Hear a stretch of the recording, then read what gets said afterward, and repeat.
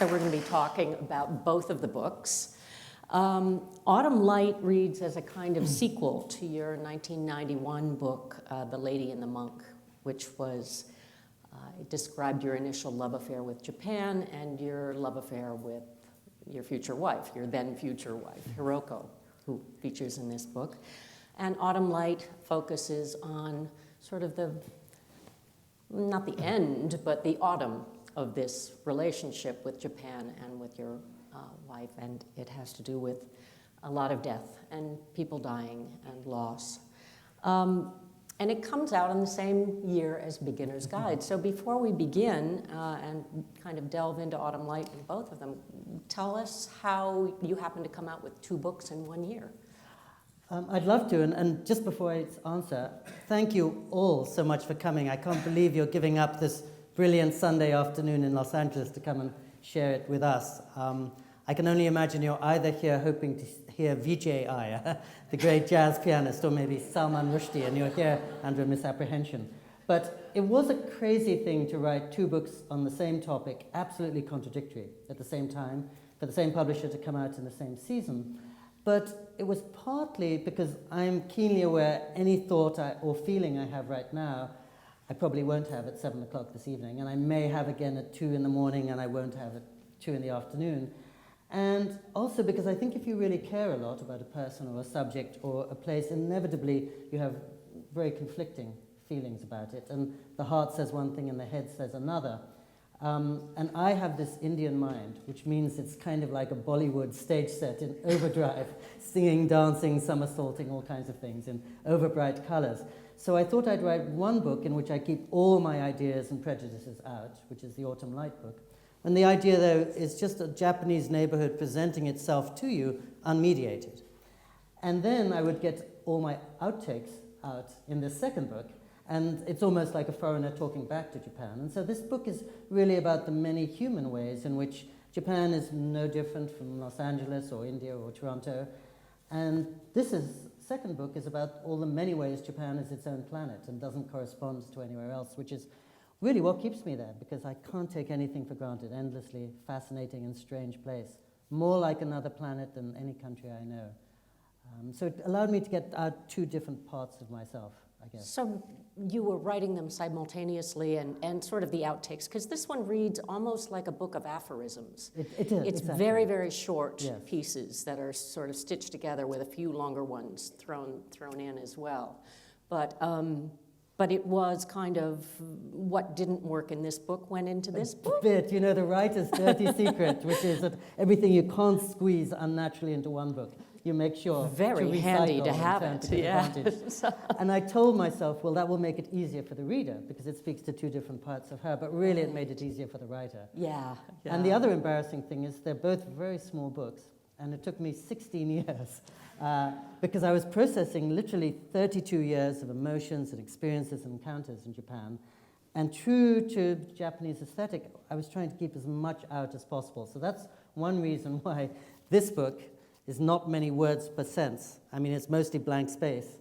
But this book is mostly about absences and silences and things. But it feels like deep wisdom. It almost feels like you have The Lady and the Monk and Autumn Light, and then it's almost like there's a ladder of wisdom between the two, or sort of a dotted line between the two, and this book is the dotted line that connects them. Oh my gosh, that's a beautiful way. I'm going to steal that.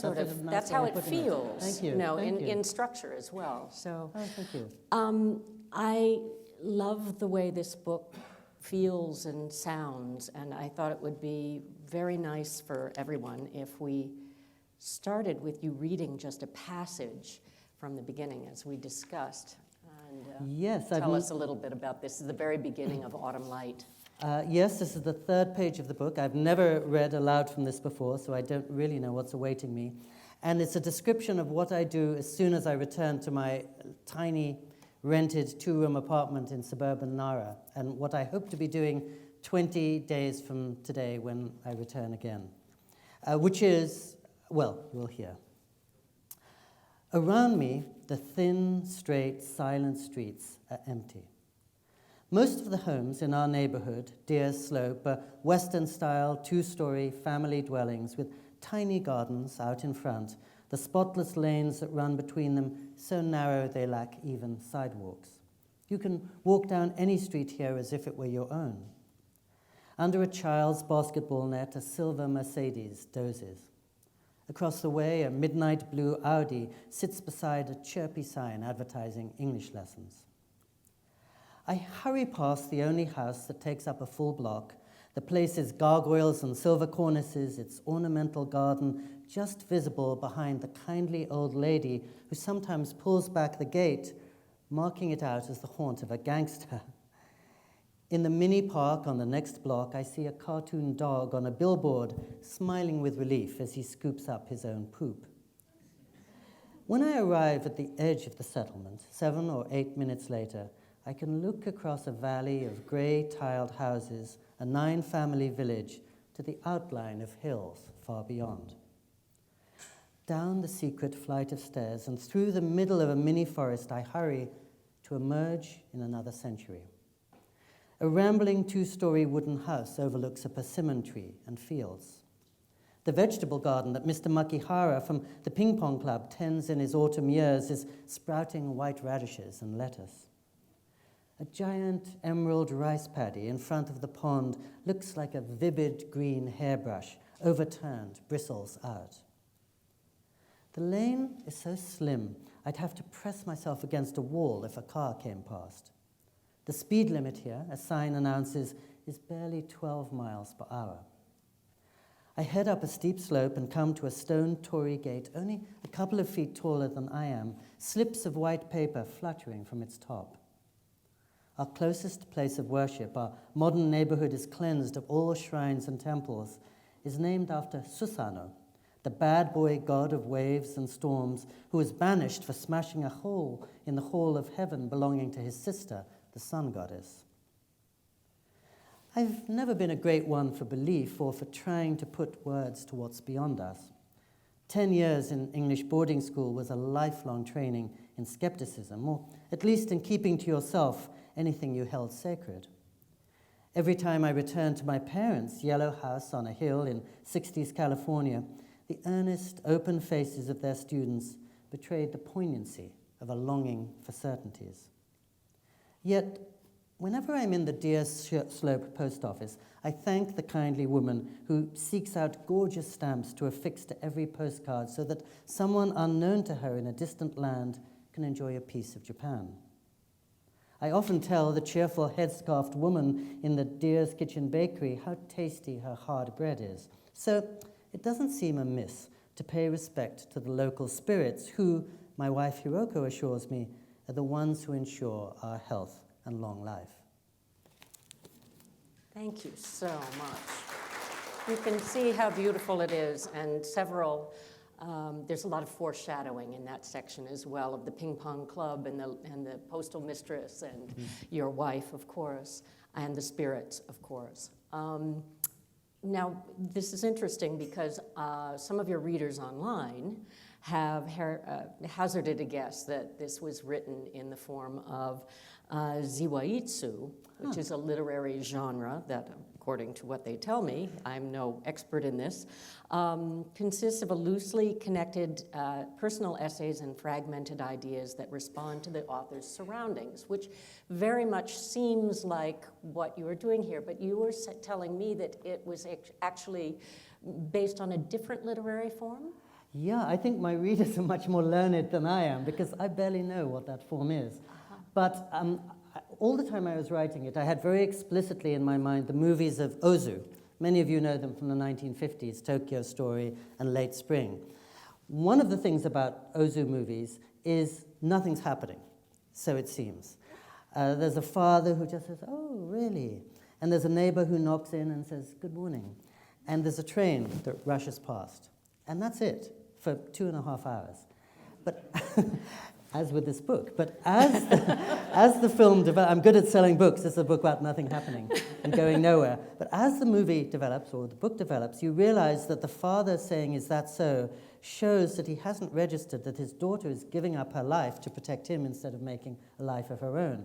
And the neighbor is coming in to say good morning to wake him up to the fact that if he doesn't move soon, his daughter's life will be squandered. And the train racing past is taking her son away so he'll never see them again. In an Ozu movie, the camera is always at tatami level, so it's right down here looking up at all the characters. It's completely stationary. And one of the things I love about it, and you probably know this, is that it usually features 3 or 4 people sitting around a low table, but the real emotion comes when they leave the room, and the camera just stays there on this completely empty room. And that's when you can feel them. And I often think how if you walk into a sweetheart's room when she's not there, and you see a strand of hair or a postcard on the wall or a letter that she's writing, she actually comes home to you in all her vulnerabilities and her hopes and her longings, much more than if she's 2 feet in front of you talking. And so that was one of the things I was trying to get into this book. And the other thing that I could go on about Ozu all day, clearly, but that always moves me in Ozu movies is there'll often be the sound of a festival out in the street, but then you notice that somebody is sobbing in the next room. And so this book was an attempt to put the festival and the sobs together, because around Kyoto they'll often say, life is a joyful participation in a world of sorrows. You know, every life ends in death, every meeting ends in a separation, so it's sad at that level, but our challenge is how to use that sadness or the fact that nothing lasts to find our happiness right now, playing ping pong or relishing this beautiful afternoon. So I wish I could say I was working in the great literary tradition of Ye Tzu, but really it was a Japanese movie that I had in mind. Wonderful. Well, either way, it works beautifully. Thank you. And you do capture the Japanese sensibility so beautifully, the sense that everything is a metaphor without anything being a simile. So every detail in this book resonates with multiple layers of meaning and represents all different aspects of Japanese culture without your ever using the word like, which I think is a great skill for a writer.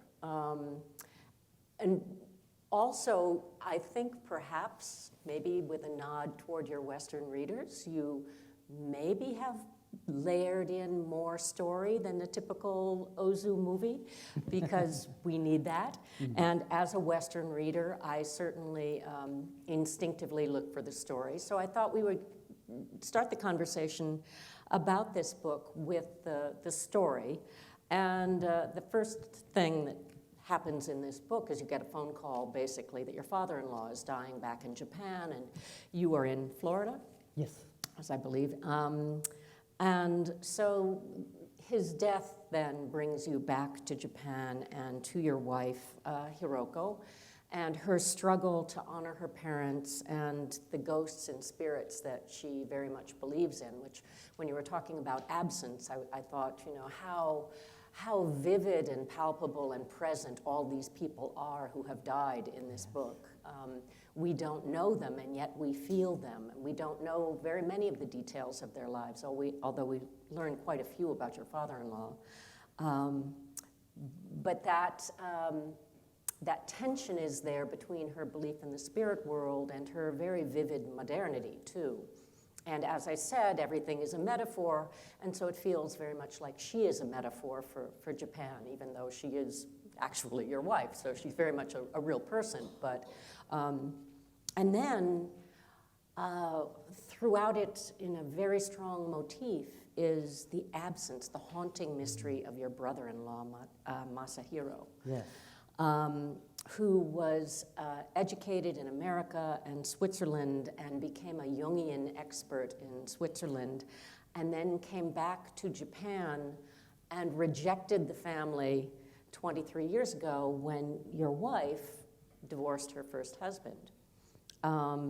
And now that your father-in-law has died and your mother-in-law is ailing, you're desperately trying to bring him back into the fold so that he can say goodbye to his mother, and he refuses. So that is the story, and it's quite a lot of story. And you can imagine if this were a Western novel, what kind of a meal the author would make out of these elements. And yet, your touch is so light, and we feel this story just absolutely reverberating in every page without a lot of words devoted to that story.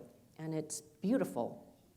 And then through it all is also your own struggle as a foreigner to console your wife and understand what she's experiencing through all of this. And as I was reading it, particularly sort of thinking about your line and Masahiro's story, I thought of the line from Michael Ondaatje in Running in the Family when he writes, "I am the foreigner. I am the prodigal who hates the foreigner." And I couldn't help but wonder if you feel like that, or if you think that Masahiro feels like that, or that both of you somehow fall into that category. Yeah, well, there's so much to be said, about 240 pages to be said in response to that. But thank you for, I can tell it's such a compliment to have a seasoned writer and a seasoned teacher of writing read my book so carefully. And to begin with, I loved what you said about the absence of metaphor. I remember I was talking to Peter Matheson once, and of course he spent 40 years doing Zen practice. And he'd always point to his book, Far Tortuga, and he said, look at that book, 413 pages, only one metaphor in it. I'm giving you reality unadorned. And I think his being steeped in Japanese tradition really guided that, and maybe my years in Japan helped me, because that's, I guess, why I spent 16 years taking things out. Because, you know, if you step into a Japanese tatami room, there are just two things there, usually a scroll and a vase. And because there are only two things there, you bring all your attention to those two things, and you find everything you want and much more in those. So that is why I was trying to layer the text. My wife, Hiroko, in terms of the mix of modernity and tradition, you're absolutely right, because on the one hand, she wears leather jacket, she races around on a motorbike, she sells punk clothes. On the other, she wakes up every morning before dawn and heats water to make her father's favorite cup of tea and gathers her father's favorite snack and puts them out for him on the household altar, even though he's been dead for 6 years. And when my friends here say, oh, Japan must be so crowded, 127 million people in a tiny area, I feel it's not crowded in that regard, because people in Japan are trained over centuries to be very quiet and self-contained. But it is very crowded in just the way that you were mentioning, which is the dead never go away. It's crowded with spirits. And it's crowded with the fact that in Japan, this bottle of water, this watch, this table all have a soul. They're believed to be animate beings. And when my wife was a little girl, if she punched the table in frustration, her father would say, you must apologize. That table hasn't done anything to hurt you. And that table is as living as your brother, and to hit the table is like hitting your brother. So, you know, make amends to the table. So everything is charged with spirits in Japan, just as you were saying so perfectly. And when you were describing the book and how it's full of the absences, I think that's how my Japanese friends and neighbors see the whole country, and I a little bit when I'm looking at it through their eyes. In terms of Masahiro, just as you said, he got a doctorate in Jungian psychology. He came back to Japan, and armed with that training, he wrote the 20-page letter that every therapist advises you to write. Everything, every way in which your parents did you wrong, every way in which your sister did you wrong. But contrary to the therapist's advice, he sent them out to the parents and his sister, and actually severed all contact with them. I've never met my brother-in-law, though I've known my wife for 32 years. He's living 15 minutes away, but as Aimee was saying, he's a palpitating absence in the book because he's a palpitating absence in our lives. And when my father-in-law died, we all waited. Will he ever come and see him in the hospital? Will he come to the funeral? Will he come to commiserate with his mother? No. Last year, his mother was in the hospital on the way out. And my wife, loyally, though she hasn't seen her brother for 28 years now, still sends him postcards, very cheery, you know, don't worry about me, I'm well, my children are well, but our mother's in hospital, and if you want to see her, you have a week left. We don't know if he ever came back, but we suspect not. Every now and then I would visit my mother-in-law, and her face would light up, and she'd say, I saw my son today. But we're pretty sure she saw somebody else and was just projecting her longing to see her son onto that. So those are the kind of things that are very much universal. I think most families have equivalent stories, even here. But again, as Aimee was saying, Jung and the Buddha make a curious combination. And that's why what might work very well here plays out so differently in Japan. When I moved to Japan in 1987, there were 4 registered psychotherapists in the whole of Greater Tokyo, population 15 million. It's not something they do. They go to the temple, the priest, the grandmother, traditionally, if they need counsel. So suddenly to bring in a Western spirit into that throws everything into a language that they perhaps can't speak. I love the quote from Michael Ondaatje. I've actually often used that quote myself. And the curious thing is, I live on a tourist visa in Japan for 32 years. As you know, I'll never be Japanese. I don't speak much Japanese. I don't eat Japanese food. I never wear Japanese clothes. You don't eat Japanese food? I know none of my friends forgive me My. for eating hamburgers, Oh my pasta, pizza, yes, gato, and Wow. yes, Indian food in Japan. I finally, after 25 years in Japan, cracked the sushi barrier. So now I can eat that. But my wife, when she comes over here, and she knows more about it than I, says, oh, much better sushi in Laguna or in West Hollywood than you can get back in Japan. 90% of the sea urchin served as sushi in Tokyo restaurants comes from Santa Barbara. So she's doing much better off visiting my mother in Santa Barbara. So I don't do, externally I have no connection with Japan, and I don't want to kid myself that I do. My neighbors couldn't be kinder and more gracious to me, but I'm sure a part of them would be glad if I weren't there. But deep down, I feel more at home in Japan than anywhere. And the first time I ever went to Japan, I was just on this 20-hour layover, flying from Hong Kong to JFK Airport, and I was in Narita Airport, as you read, near Tokyo. So to while away 4 hours before my check-in, I just walked around the airport town. It was a late October day, which means blazing blue skies with the first pinch of cold in the air. And there was these little kids scattering across a temple garden, gathering falling leaves for some kindergarten project. And I looked across it and I thought, I know this place better than the street I grew up on in Oxford, England. I know this better than I know my apartment in Japan. And if I don't come back here, something in me will always be unresolved. And as Thoreau said, I could easily die feeling I've never lived. So by the time I boarded the plane, after an unwanted 20-hour layover, I decided to move to Japan on the basis of less than 24 hours. And it took me 3 years to extricate myself from my job, but I did, and I've been in Japan happily ever since. And I sort of stress that in this book because I think we all have secret homes, the way we have secret friends. You'll be in an auditorium like this, you'll see a stranger, and you'll feel, I know that person, better than I know my friends and family. And there's no real explanation for it. But I'm glad in the global age some of us can visit our secret homes. And I'm no fan of technology, but thanks to technology, I can actually live in the place that makes sense to me in Japan and still keep up with my friends and family and bosses in this country.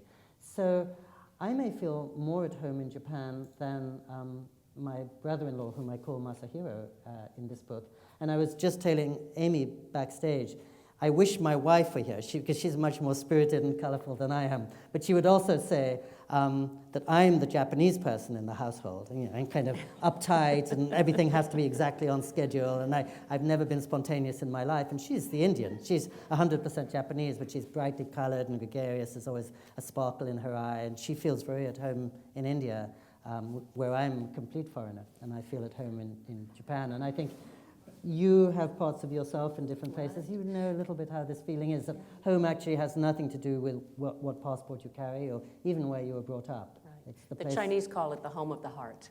Well, that should have been the title for this book, yes, exactly. As I told you, I wanted to talk a little bit about your portrait of Hiroko, because as I said, it really feels like she is a metaphor for Japan. And another one of your books, The Man Within My Head, is about your infatuation with Graham Greene. Yes. And as I was telling Pico, every time Hiroko came onto the page in Autumn Light, I found myself thinking of the portrait of Huang in Graham Greene's Quiet of American. And you actually wrote about her in The Man Within My Head. So a couple of quotes I'd like to give the audience. You wrote, "The Quiet American tells a story of a supple and responsive Asia in Huang's character that, precisely by gauging the needs of every foreign visitor and giving each back a reflection of his desires, will always remain on top of them, or at least outside their grasp." And then in Autumn Light, you write, "Japan, like Hiroko after her first marriage, has a gift for turning the page and embarking on a new destiny that stuns and humbles many of the rest of us. But its neighbors and former enemies ask how you can create a future based on such a selective view of the past, and how turning a blind eye allows you to come to terms with the problems you've caused. Nobody talks much about the war after all these years, and yet its signs, its implications haunt every neighborhood. Maybe that's the silence Masahiro, too, after spending time abroad, chafed against.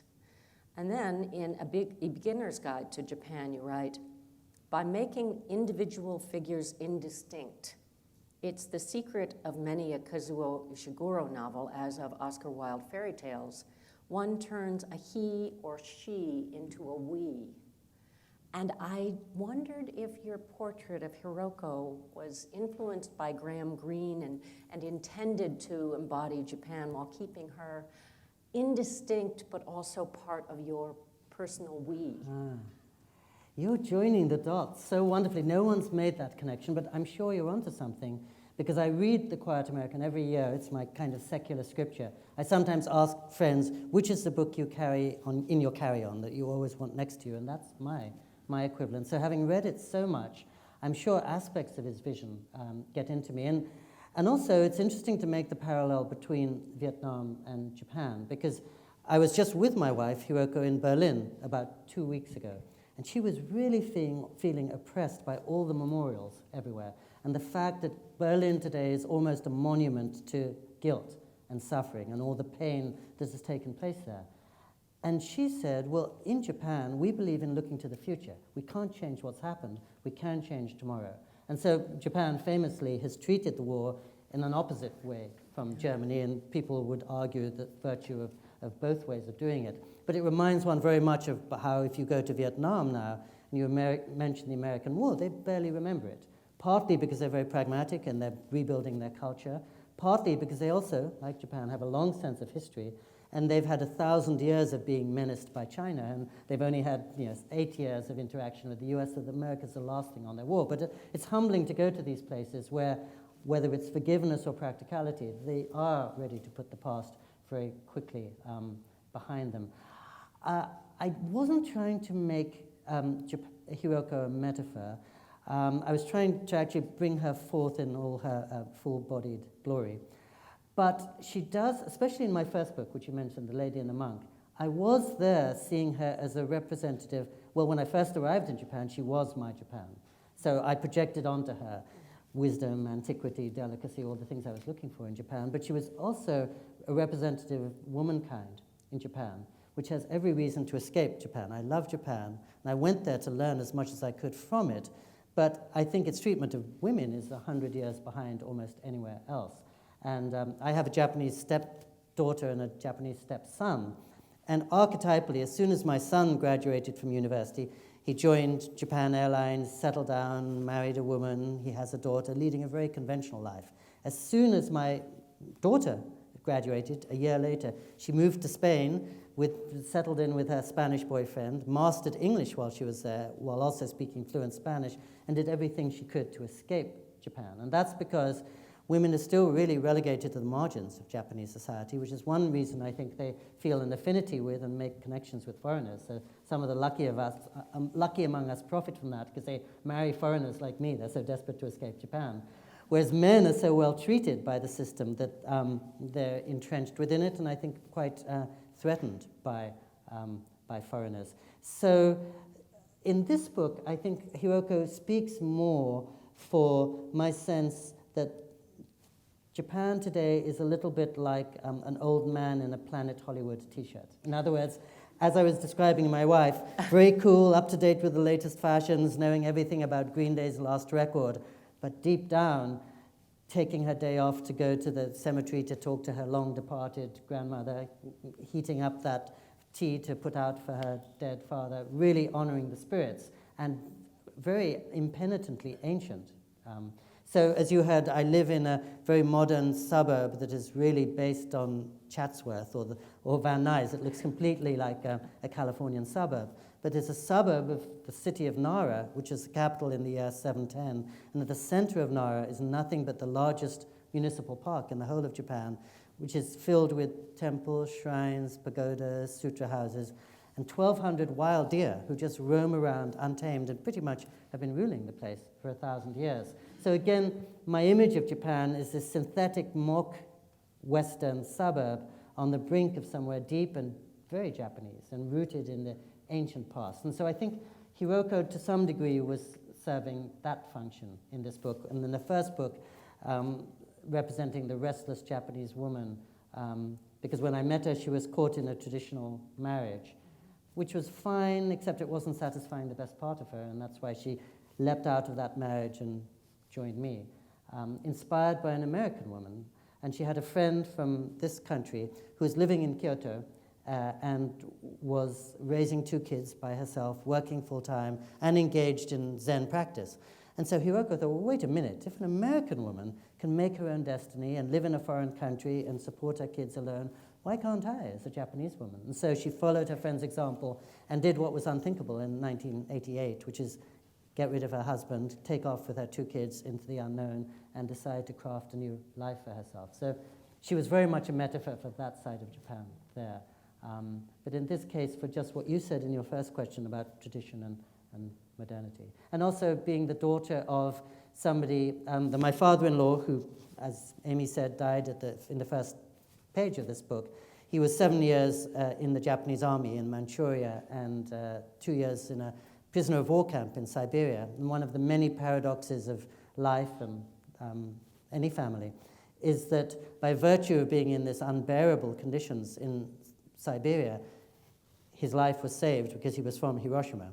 And if he hadn't been in the prisoner of war camp, he'd have been in Hiroshima when the bomb fell. So I also write about my in-laws here as a way of getting into Japanese history because my wife's family comes largely from Hiroshima. Among the many themes, Japan, in all of its glory and contradictions, is probably the number one theme in obviously the second book, but in Autumn Light as well. And on every page you write about the paradoxes and the contradictions, and yet the unity. And it's so different from American culture, from Western culture, and in part, as we were discussing earlier, one of the reasons is because it has a long traditional cultural history where basically the group matters more than the individual. And then Western culture, obviously the individual is raised on a pedestal above all group interests. And I'm wondering, as you were talking, how much of this need to fuse the two in Japan is a result of it being a transitional culture from the traditional collective format to more of a modern individualistic society, and whether this is all a result of the post-war era, or was there something about this paradoxical nature and these, unified contradictions that goes all the way back in Japan? I love what you just said, unified contradictions, and I think it comes from the country where some of your heritage does, China, and that yin-yang symbol, and the sense that happiness and sadness are inextricable, and that nothing, as you said, is absolute or black and white. And I think it comes from Confucius and 2,500 years ago. It's interesting, at the end of my second book, I quote the wartime emperor who led Japan from 1926 to 1989. But in 1975, he said, well, actually, if you look at pre-war Japan and post-war Japan, it's basically the same. Now, to us, it's the biggest transformation in the 20th century before the development of China, that the complete U-turn that Japan made after the war in adopting an American rather than the Chinese model. But to him, in the larger scheme of things, no, nothing is changing. So my prejudice is to see it as part of that deep East Asian tradition, and that what we see as contradiction, the Japanese see as complementarity. Many of you will know that if you're in Japan in the last week of this year, or any year, on December 24th, many hundreds of thousands of people flock into Christian churches to hear Bach and Beethoven and Handel. And then 1 week later, on New Year's Eve, they all go to the Buddhist temple to hear a great bronze bell being struck 108 times to purge the sins of the year just past. And a few hours after that, they go to the Shinto shrine to set an auspicious tone for the coming year. So we, in our more binary way, say, wait a minute, how can you go wholeheartedly and sincerely to a Christian church, a Buddhist temple, and a Shinto shrine in the space of 8 days? And the Japanese, who are very context-specific, would say the same way you'd go to your father for one thing, and your mother for another, and your sister for a third. The Japanese obento box serves the appetizer, the dessert, and the main course all together. And it's not as if that's a contradiction, it's that each one is fulfilling a different part of the palate and satisfying a different need. So you are absolutely right. At the first page of this book, I say, well, the first thing to do when you go to Japan is not to think about this or that, not to try to talk about East and West or new or old. Maybe you could talk about surface and depth, because those are very different, but to leave your most of your ideas behind. And the other thing I say at the beginning of this book is not to take anything too seriously. And that's one reason I wrote two contradictory books at the same time, because anything I say in one book I probably overturn in the other, which seems to me to be true of Japan. I mean, we're all a little bit like that. If you were writing up this afternoon, tomorrow in an email, you'd write one letter to your mother and another to your partner and another to an old friend, and they'd probably be in very different tones and might even say opposite things. And the Japanese work from that same model, but even more so. And they feel almost their duty is to be one person in the office and another person back home, to the point where the word for I in Japan, there's a different word for the I that exists behind closed doors from the I that's out in the streets. And we say that's contradiction, that's hypocrisy, that's two-facedness. They would say the nature of thoughtfulness and social harmony and consideration is to show a slightly different face to Aimee from the one I would show to Ted, because they're different people with different interests. And for me, just to bulldoze my particular way of being or ideas on Aimee and on Ted is a kind of failure to do respect to their individuality. Interesting. And that brings me to another quote that I pulled from A Beginner's Guide, which has to do, we've talked a little bit about the war here. And you wrote, in the gap between obedience and acquiescence, in fact, Hai means I'll do it, not I agree with it, lies the much of the bewildering brutality of the Japanese in war and the never-ending question of how much, for example, the wartime emperor was complicit in his country's aggression, how much just unable to say no. And I'm wondering in this, who would he be saying no to? So his defenders would say that there were these nationalist aggressors who wanted Japan to take over the world, and because he was a puppet, he couldn't rise up and forcibly stop them. That essentially everybody knew that the emperor was a ceremonial figure, and so General Tojo and the others could run roughshod over him. So I guess my question, and I kept burbling in my head as I was reading this, is those nationalist generals, how did they fit into the puzzle of Japan in terms of representing the values, and where I kept wondering, where are they in all of these layers, and how does that? What a good question. And I know you have a book coming out in the spring about Japan's aggressions in the war, so you know more about it than I do. But I'd say it fits in two ways. One, maybe they felt that Japan was threatened by modernity, that the surfaces of Chatsworth were creating the depths of Chatsworth, and therefore Japan was losing its soul to the outside world, and they wanted to protect Japan partly by taking over the rest of the world before the rest of the world could take over Japan, as they saw it, maybe. And also my sense is that whatever my Japanese friends and neighbors do, they do to perfection, whether it's making a hamburger or an Indian curry. And in wartime, sadly, they would, so to speak, execute their orders with a perfectionism and an intensity beyond anything you would see anywhere else. I grew up in England, which to this day I think hasn't forgiven Japan its atrocities in the war. And some of the people I grew up with had served in Japanese prisoner of war camps. In fact, when I was a little boy, I've never written about this, or I've never actually said this, but there was a man living down the street who was a colleague of my father's, who, unbeknownst to me, was a great scholar of Tibet and Japan. His name was Fosco Moraini. And he was missing one finger. And as a little 5-year-old, I asked my parents, hey, how come he doesn't have a finger? The reason was he was a prisoner of war in Japan during the war, and his Japanese guards refused to feed him. And he realized, being a scholar of Japan, the only way to break through this impasse was to shame them. And he shamed them by just getting out a knife and cutting off his finger, and realizing that this display of fearlessness or samurai stoicism would so shake his Japanese guards, they'd realize we're dealing with somebody serious here and we better. And it worked, and he lost his finger. But it's a tiny example of, I grew up with the ghosts of Japanese war in that regard, and people who would never, to this day, want a good thing said about Japan. And I think when they put the war behind them, it's not just to get something embarrassing out of the way.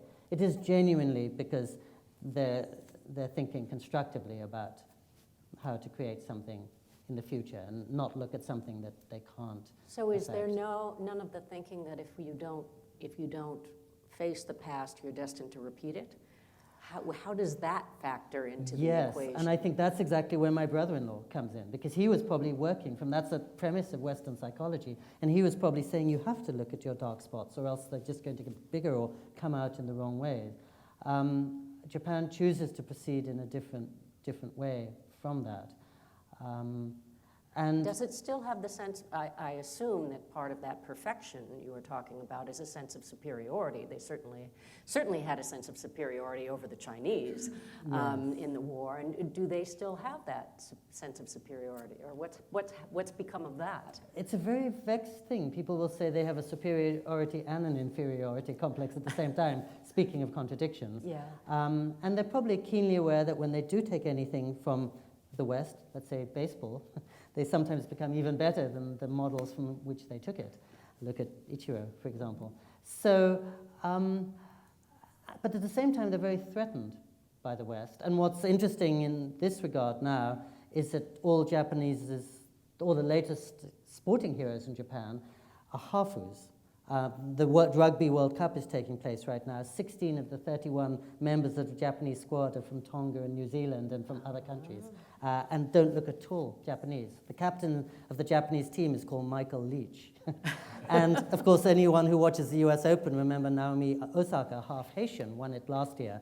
And so the Japanese don't know quite what to do with her and with these figures in the world of entertainment, too, who owe their glamour to being half from somewhere else. Because on the one hand, they're so proud that for the first time a Japanese person has won a major tennis title. On the other hand, anyone who looks at Naomi Osaka realizes she has the strength and the build of her Haitian father rather than her mother from Osaka. So Japan, which has kept its distance from the world, is being forced to confront it very much. And it goes back to what I was saying a few minutes ago. I used to get strip searched every time I returned to Japan. I look exactly like what they don't want to see coming into their country. I look like, as far as they were concerned, I was Saddam Hussein's cousin.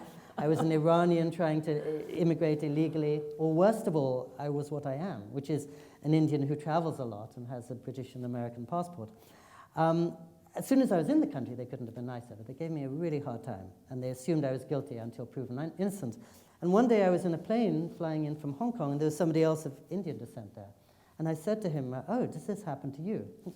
He looked at me as if I was 3 years old. I said, "Of course not, because as soon as I get to the customs area, if there are 15 lanes manned by men and one manned, so to speak, by a woman, I go to the one manned by the woman. And she'll always say, 'Oh, welcome to Japan. We're so happy to see you,' because they're glad to see foreigners and the possibility of escape and a different way of doing things coming to their country." That's what you meant. I read that in a beginner's guide, but I didn't get that last part, that yes. she was glad to see men. I thought it was an intimidation factor that she would not have dared to strip search men. I Well, no one's keen to misunderstood strip what you search were me. saying then.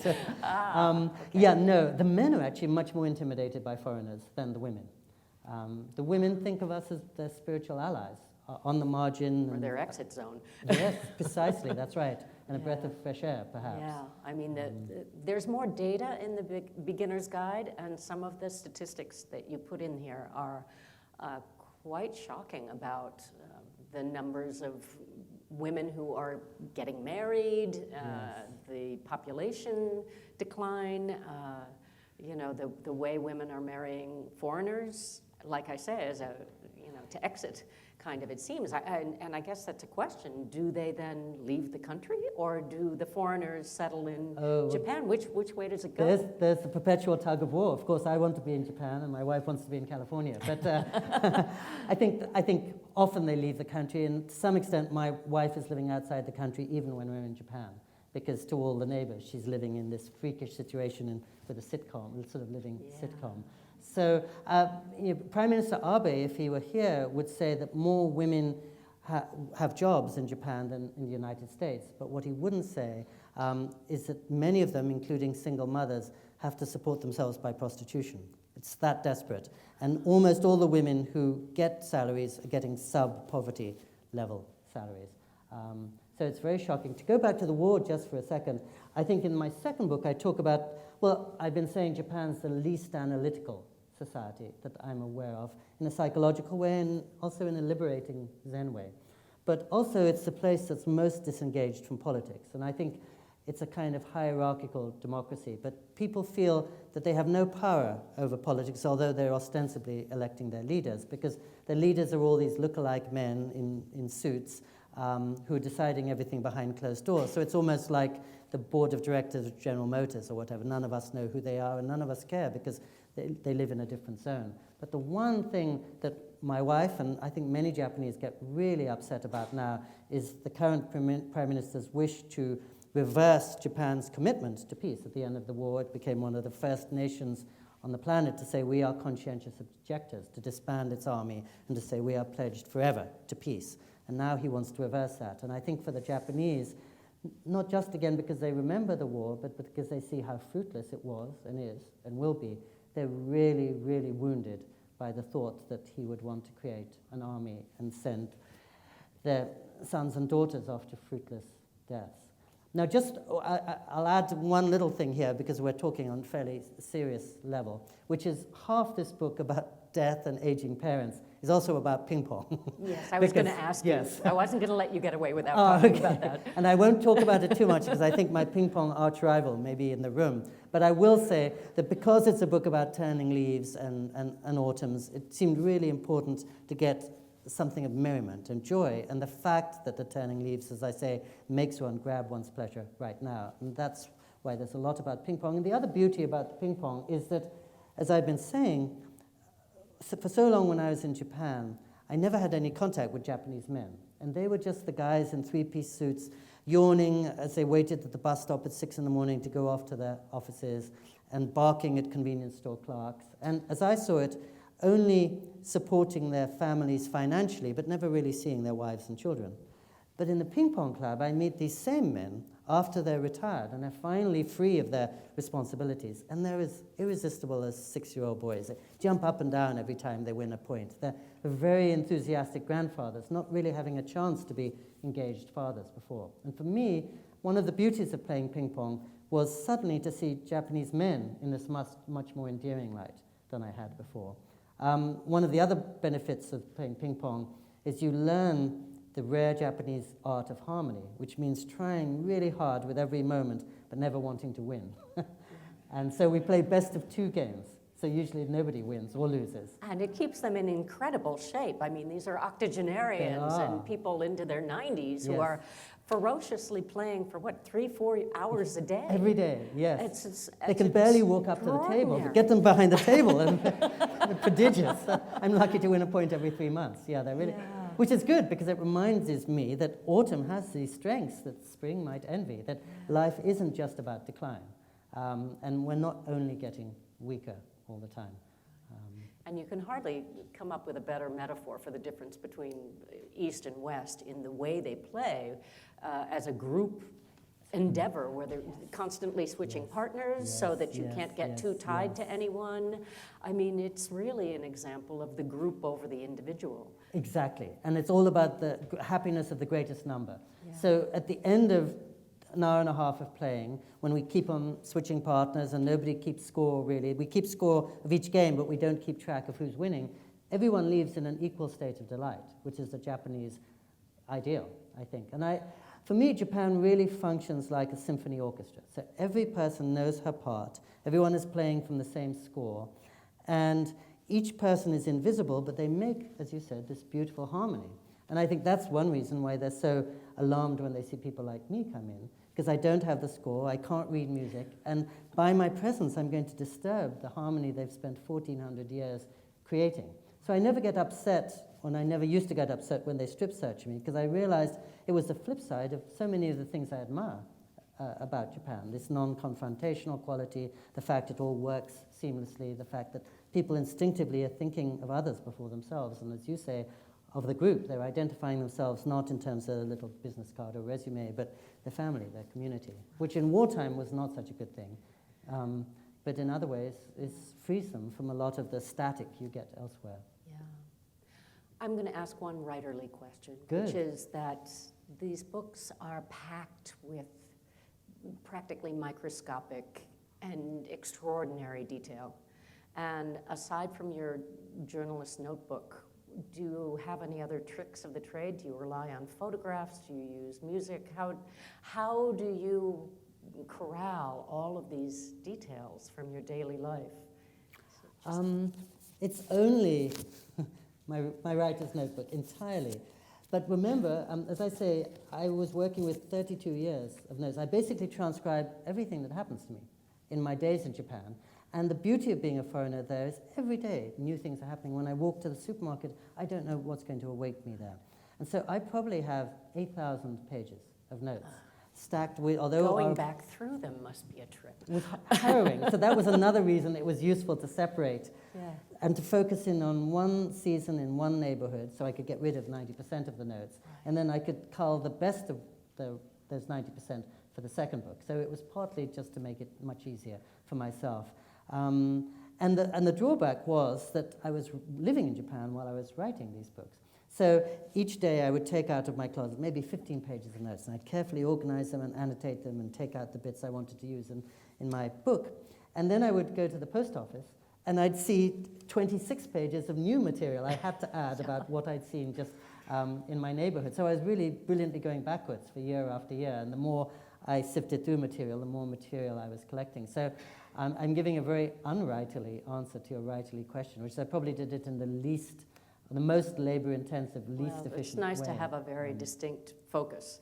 Yes, it motivated me to do what every writer should do anyway, which is to focus in as narrowly as possible, at least for the first book. And that created a wonderful sense of time, especially in Autumn Light, where you're in the present, but you're going deep into the past, and then you're going into the future, and it's very amorphous, and it's a wonderful sense of depth comes out of that. Well, thank you, and I'm so glad, again, that you're perceptive enough to notice that. Every writer, and I think you do the same, plants a lot of secret clues in the books.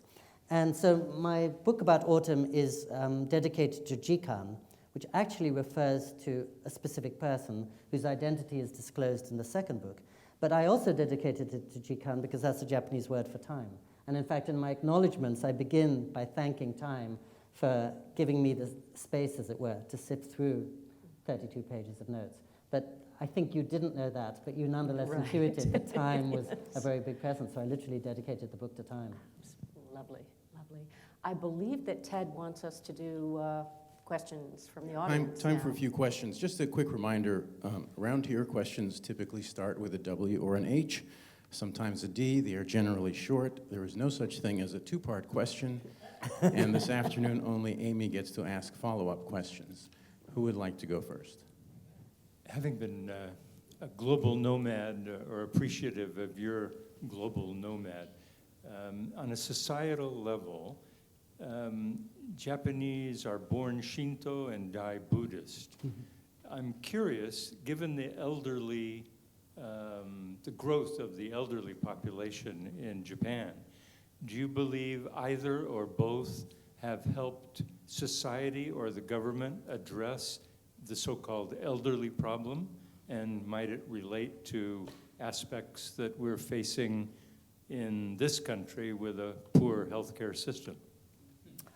Such a thoughtful question. And no, I think for Japanese people, the beauty of Shinto is it has no texts, no theories. It's essentially a set of animist rituals. You scatter salt to protect your apartment. You feel that there is a spirit in every blade of grass or drop of dew. And even the Buddhism that comes to Japan is nearly all ritual, and the philosophical part got left in Tibet or somewhere else. So I would say that neither of those are things that the government or the nation can turn to. They have developed a healthcare system that's much more enlightened than ours, but probably not because of Shinto or Buddhism. Every now and then I fall a little sick in Japan, and my wife takes me to the local doctor, and she says, I'm really sorry, this may cost a little bit. And I say, that's fine, I feel sick. So I'll go and they'll check me out and they'll prescribe some medicine. We'll come out and we'll get the receipt and it'll be $6.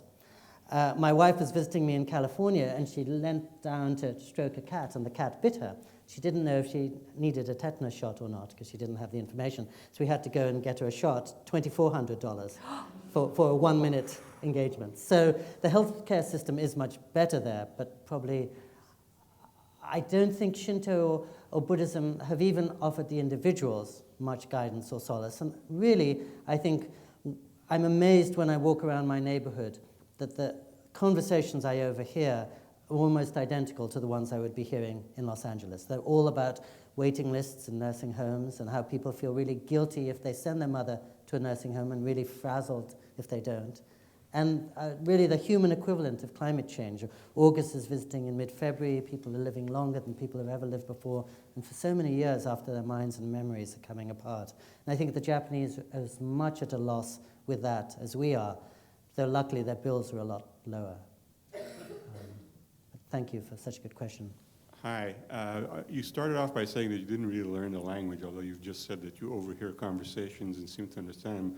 How much Japanese do you know, and why haven't you learned more? Good question. I'd say I know embarrassingly little. When I arrived in Japan, I told myself I wouldn't learn it, and it's one of the only things I've succeeded in doing in life. Partly because I go there to write, and I'm very happy I can't be distracted by television, I can't read the newspaper, many, many things I can't do, so I can live in that imaginative zone for months on end that a writer needs. But also because I think in some ways in Japan, it's more important to learn silence, because the Japanese that I know are very skilled at nonverbal communication. Often the shorter a conversation, the happier they are. And there's nothing worse than presuming, I think. Lafcadio Hearn said wonderfully, what's the point of speaking Japanese if you don't feel Japanese? And so soon after I got to Japan, I realized that the ideal date would take the form of two people go take in a movie together, sit wrapped in front of the movie, and go home and never say a word about the movie. Because silence brings us together as much as words push us apart. And because, as Aimee was saying, Japan is a society built on harmony, silence is much more conducive to harmony than chatter in some ways, which tends to separate you from me or this from that. I just forgot the most important thing I was going to say, but I hope silence is coming upon me perfectly. I hope it will come to me in time. Oh, how frustrating. It will come to me in a second, and I'll give you the end. One of the things that you say in these books about silence is that it plays a role in helping protect the individuality. That, there's the surface, the outward. As you say, there are the two eyes. Yes. There's the public eye and the private eye, and the public eye is very conformist and fits into the group. And the private eye then can be wildly eccentric and colorful and different, and I found that an interesting way to read this society. Wildly. I would say the Japanese are among the most passionate people I've ever met behind closed doors. Wow. They're the great hobbyists. That's why I tell everybody, even if you have no interest in baseball, go to a baseball game when you're in Japan, and you'll see a boisterous, welcoming, fanatical side of the country you'll never see amidst the discreet and reticent streets. And yes, and when I meet a Japanese person, I'll suddenly find out this 73-year-old man is devoted only to the Clash, or this 60-year-old lady is passionate about Beatrix Potter, or this 54-year-old lady only does hula dancing or salsa or and whatever. Do they talk about it then? No, or but you that, go to that's the part of that silence? It's like below the silence, Actually, they have these passions? I'll say, what are you doing on Wednesday? And she'll say, oh, I'm going to Hawaii for a hula competition. Oh, I didn't know you were doing hula. I've been doing it for 8 hours a day for the last 33 years. I mean, and never mentioned it. But really go all out. And thanks to your question, I do remember, in answer to the previous question, what I was going to say was, growing up in England and the US, I thought I'd been taught how to speak, but I partly went to Japan to learn how to listen, because the Japanese are the most attentive and the best listeners of any people that I've met. And that's not a justification for not speaking the language, but it is a reason to try to learn to be as quiet as I can be. My question is more of a personal one. I noticed in Autumn Light that when your wife divorced, the father of the children never related to those children again. They became your children. And then the brother in the family, I am a trained therapist. I thought he sort of missed it a bit as a Jungian analyst.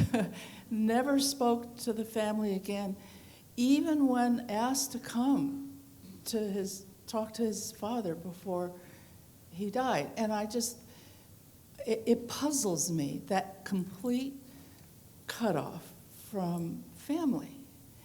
And maybe I speak as a female who is ferociously devoted to her own 2 children. I could never do anything like that.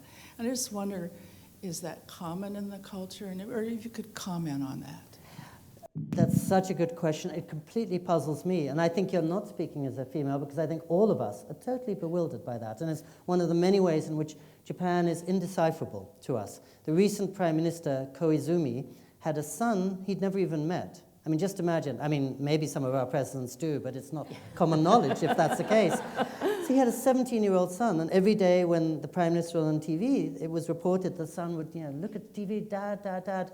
Prime Minister had never even met him. So the part about my brother-in-law cutting off the family, which I talked about before, might have something to do with his training in the West. But my wife's husband, having nothing to do with his incredibly charming, loving, forgiving children who basically live in the same town as him, is one of those inexplicable things to me. And it goes back to what I was saying a few minutes ago about how I think in Japan the notion is when you're a father, your job is only to provide for your family. Your job is to support them economically, but to outsource all the emotional and psychological support to your wife. It's changing slowly, and Japanese fathers in their 30s, I've noticed, spend much more time with their kids than in previous generations.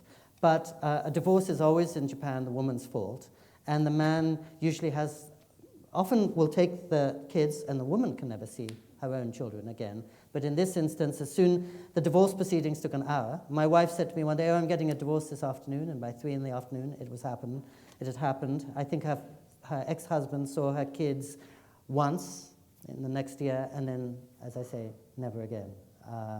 And it's because Japan is very role conscious, and he was doing his bit, and now his responsibility lies elsewhere, but to us it makes no sense at all.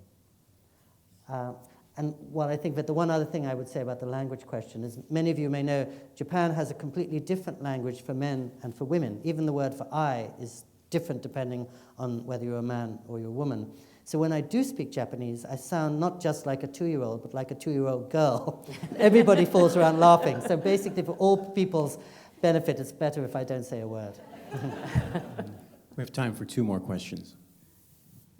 Hi, Pico. Hi. 2 themes you talked about today were, one was Japan's commitment to peace after World War II, and the second was contradictions. The opposite of a great truth is often truth. In that context, one of the things that shocked me when I went to Tokyo many years ago was the Yasukuni Jinja, where there is a worship not just of war criminals, but even an outright, some level of jingoism around Japan's technology in World War II, even though they lost the war. Even in sort of the spirit of contradiction, how would you explain and relate to what that shrine represents relative to everything else you've seen in Japan? Yeah, this is a very learned audience. I would say just that in Japan, as in more and more countries around the world, the far-right nationalist fringe is the most vocal and is a very, very vocal minority. So for many, many years, the people who feel that Japan committed no sin in the war, that they should celebrate their heroes, that Japan was cheated out of victory, all those things are heard from a great deal. In fact, you may have seen them. They drive around in cars with loudspeakers broadcasting their propaganda. Whereas the vast majority, like my wife, who feels so much the opposite, and who certainly hold nothing against America, and less vocal. So we've seen that in many other countries recently, but Japan, that's long been the case. And certain mayors of Hiroshima and Nagasaki who've spoken out for peace have often suffered for speaking out. And our final question for the afternoon. Hello. I'm a third-generation Japanese. My grandparents were born in Japan, and I don't speak Japanese. So seeing you live so long in Japan and not have to speak Japanese gives me hope that maybe someday I could spend some time there. But the other thing is, I think there's a perception that Japan is very hard to understand. Do you feel that Japanese feel they admire America, but America is very hard to understand? That the rest of the world is very hard to understand? Yes. Yes, because there's literally a huge language gap, literally and metaphorically. So it's remarkable, statistically, in terms of English language proficiency, Japan is 28th out of the 30 countries in Asia. That English is a much lower level in Japan than North Korea, Tajikistan, Cambodia, Nepal, all these much less advanced, well-educated countries, which I think speaks for the distance that perhaps Japan wants to keep from the rest of the world. So my books are premised on the thought you don't even have to think about understanding Japan. All you have to do is experience it. Don't try to analyze it, because that's like trying to eat noodles with a knife and fork. Just experience it in all its contradictions and assume that they're not contradictions for the people around you. And conversely, as you're suggesting, I think my Japanese friends can't understand many things about America. When my Japanese wife comes over here, and I'll take her to a hot springs place, for example, she'll love the hot springs, but she'll say, wait a minute, why is there a Buddha next to the hot tub? Well, we would never have a Buddha in a hot tub in Japan. So simple things like that are confounding to them. And the fact that, to us, they do everything the opposite. In Japan, if you have an emergency, you don't dial 911, you literally dial 119. When you step into a Japanese train, it's lettered CBA. When you go to a Japanese parking lot, there's the ground floor, then basement 6, basement 5, basement 4. So basement 1 is actually lower than basement 6. Everything is upside down. The baggage carousels go in a different way. So we are completely perplexed by that. All foreigners have been for 400 years in Japan, but they surely feel exactly the same. And as they're dialing 119 for emergency after they've been mugged in Los Angeles and not getting a response. In terms of speaking Japanese, I'll just give you and myself hope by saying 3 days ago, I got to see Philip Glass, who's 82, and he said, oh, by the way, I'm just begun Japanese lessons. So there's hope for both of us. Well, thank you, Aimee. Thank you, Pico. Great to have you back. Thank you so much. Thank you for such a